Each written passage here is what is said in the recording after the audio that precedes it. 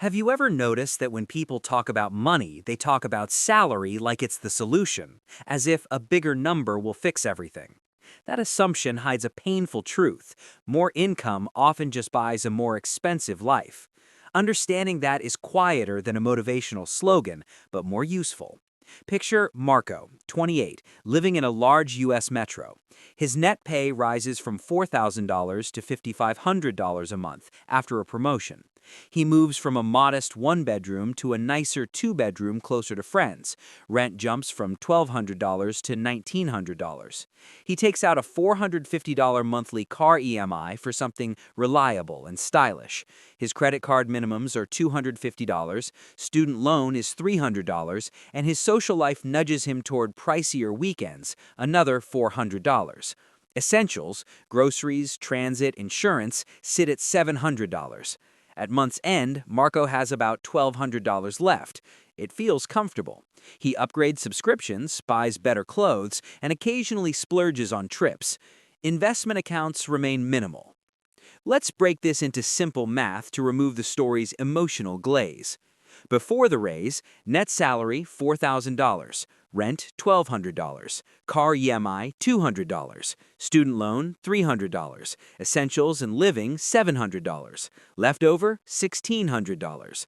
After the raise, net salary $5,500, rent $1,900 plus $700, car EMI $450 plus $250, student loan $300, essentials and living $1,100 plus $400, leftover $1,750. Net improvement $150. That extra $150 is invisible, easily absorbed by nicer takeout, spontaneous shopping, or treats to feel successful. Over a year, that's $1,800. Over 10 years, if not invested, that's $18,000 gone without compounding. Contrast two paths. Path A, Marco spends the incremental $1,500 per month on lifestyle upgrades. Path B, Marco keeps lifestyle constant and invests the incremental $1,500 monthly at a conservative 5% annual return. After 15 years, Path B yields roughly $400,000, while Path A yields experiences and a higher monthly outflow but no equivalent financial buffer.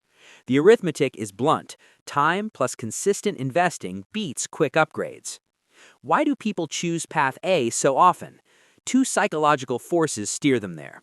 First, status bias. Visible signs of success, homes, cars, restaurants, are simple social signals that yield immediate validation.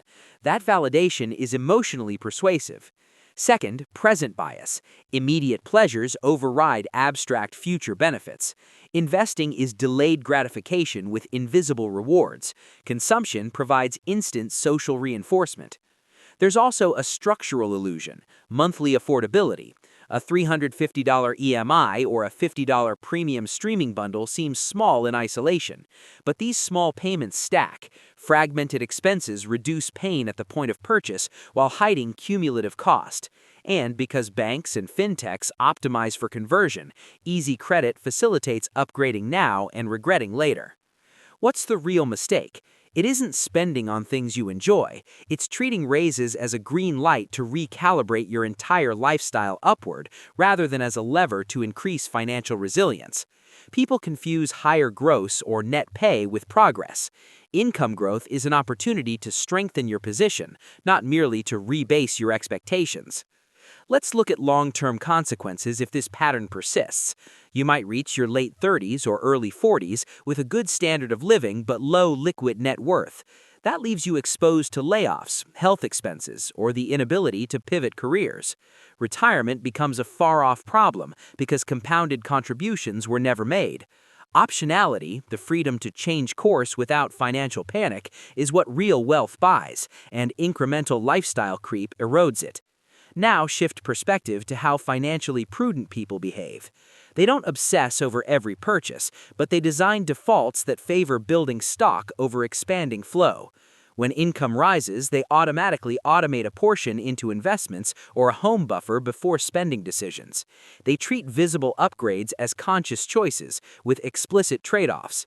If I buy this car, I forgo X years of paid-off mortgage. That framing removes emotion and turns purchases into measured trades. Psychologically, they create friction for consumption and remove friction for saving.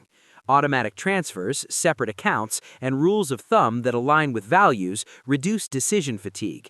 They also decouple identity from consumption. Success is not measured by the visible trappings, but by options and stability. This approach isn't ascetic. It permits comforts but ties them to long-term outcomes. The key question to ask before an upgrade isn't, "Can I afford it?" but "What will this cost me in 5 years of freedom?"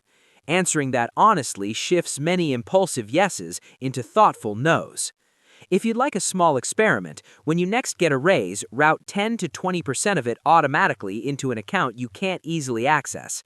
Treat it as an experiment. Observe how your sense of security changes in 6 months. It's simple, reversible, and instructive. If this resonated, like the video and subscribe for more calm, practical thinking about money. Thanks for watching.